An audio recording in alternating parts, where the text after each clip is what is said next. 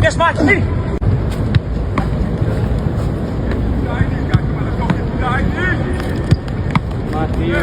Shoot. I can also play Marty in space. 1v1 speed. If you can intercept, you can intercept. Up to you, Bob. I want to try Speedy. Up. Let's play it hard. Come on.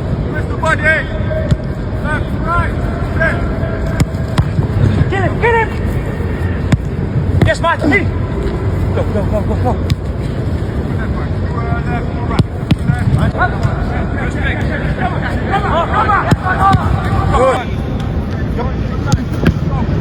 Kill him there. Yeah, Samuel. Enggak kan sembilan. Kill him. Ya. Yes, Mark, me. Bilang nggak ready. Habis itu masih lepas balik berapa ngecek.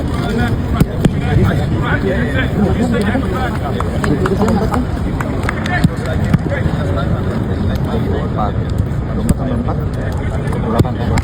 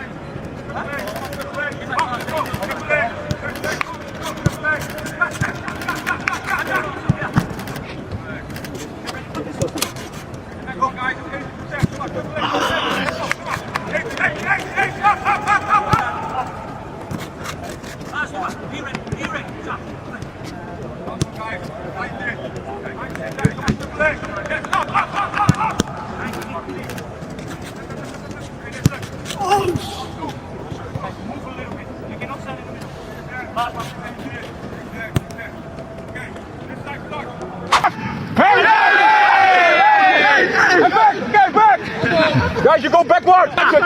Triple A. Left. Yeah, that's it. Backward. Okay, come, let's go. Left. Hey. That's it, guys. Come on, triple A.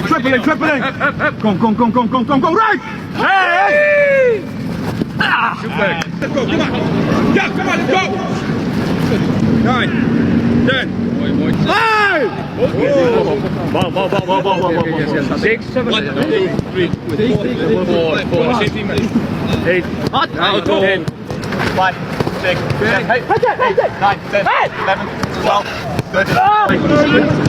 At the end, control the ball at the end. We need. Yes, hey! Get up. Sandy. Yes, Martin. Take the ball. Come on. Next time, Benders. Okay. Sandy.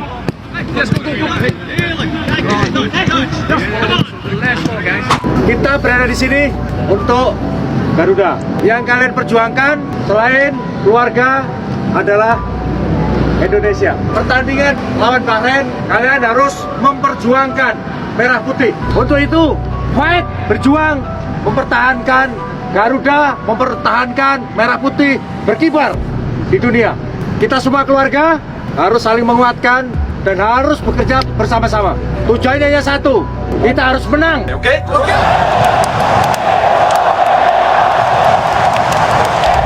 Sebuah laga maha penting, yang membawa nama negara besar menuju pentas dunia. Satu kesempatan itu telah terbuang sirna, yang mana di saat Indonesia sudah berada di atas angin, dengan kesalahan penerapan strategi yang sudah diterapkan oleh pelatih kepala Patrick Kluivert, demi dapat mempertontonkan gaya sepak bola indah total football. Namun sayang, strategi itu berujung pada penyesalan mendalam. Timnas Indonesia harus diganjar dengan bayaran yang tak ternilai mahalnya. Hukuman dengan kekalahan telak itu, seketika menghujam hingga ke lubuk hati 279 juta rakyat Indonesia yang berada di belakangnya. Tak ingin ambil resiko untuk mengulangi kesalahan yang sama, keputusan pun dibuat dalam waktu genting. Saat ini, semua strategi final diserahkan pada juru taktik handal Alex Pastoor, yang dinilai lebih memiliki kepekaan dalam mengambil keputusan krusial di laga hidup mati skuad Garuda saat menjamu Bahrain. Patrick Kluivert secara tertutup menyerahkan kekuasaannya saat di atas lapangan kepada sang arsitek Alex Pastoor. Pastoor yang dinilai lebih telah malang melintang dengan segudang pengalaman disertai prestasinya membawa sejumlah klub-klub kecil menjelma menjadi monster mengerikan di persaingan sengitnya kompetisi Liga Eropa. Keputusan itu pun diambil. Dan kini, beban besar berada di pundak Alex Pastoor, sang ahli meramu strategi di tubuh skuad Garuda, demi menjaga asa menuju pentas dunia.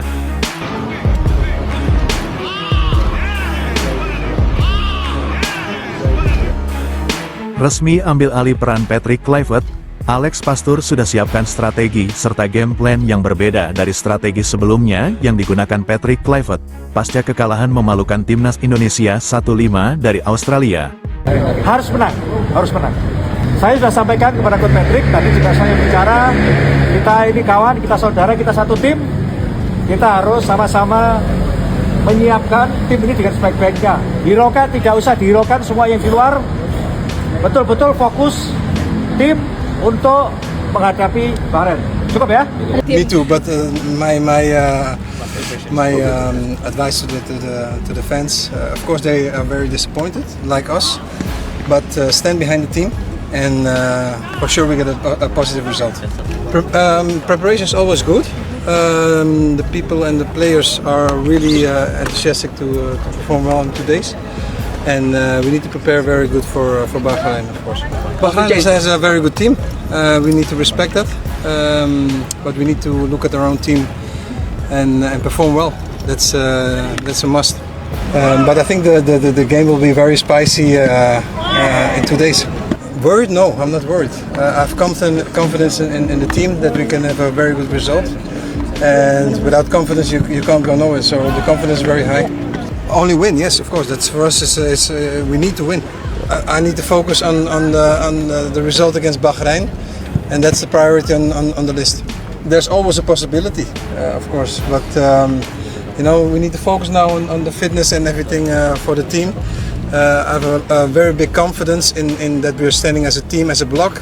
We're expecting also that the fans are standing behind the team. And hopefully get a victory. Patrick Kluivert terus dibanjiri kritik tajam dari para supporter. Pemilihan taktik permainan dan susunan pemain menjadi dua hal yang dianggap jadi biang kekalahan tim Garuda saat itu. Alhasil, kini timnas Indonesia harus mempertaruhkan nasibnya dalam laga kontra Bahrain. Kemenangan atas Bahrain menjadi harga mati pasukan Garuda untuk bisa mempertahankan mimpi lolos dari babak kualifikasi Piala Dunia 2026 zona Asia putaran ketiga.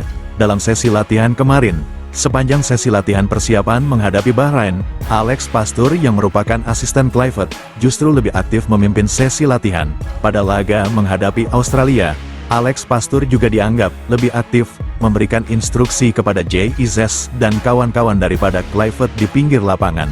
Selain itu, Alex juga dikenal lebih memiliki jam terbang di dunia kepelatihan dengan filosofi gaya bermainnya sendiri. Saat melawan Bahrain nanti, hampir bisa dipastikan, strategi serta game plan yang akan digunakan adalah strategi formasi milik Alex Pastoor. Ia pelatih yang cenderung menekankan kesabaran dalam memainkan pertandingan.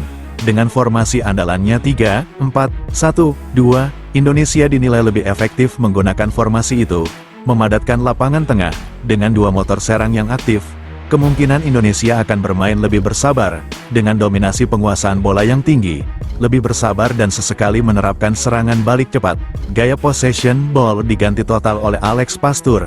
Patrick Kluivert menerapkan gaya permainan possession ball, dengan permainan terbuka dan sangat agresif saat menghadapi Australia. Sesaat, strategi tersebut terlihat akan berjalan sukses saat timnas Indonesia berhasil memegang jalannya laga dalam 15 menit pertama.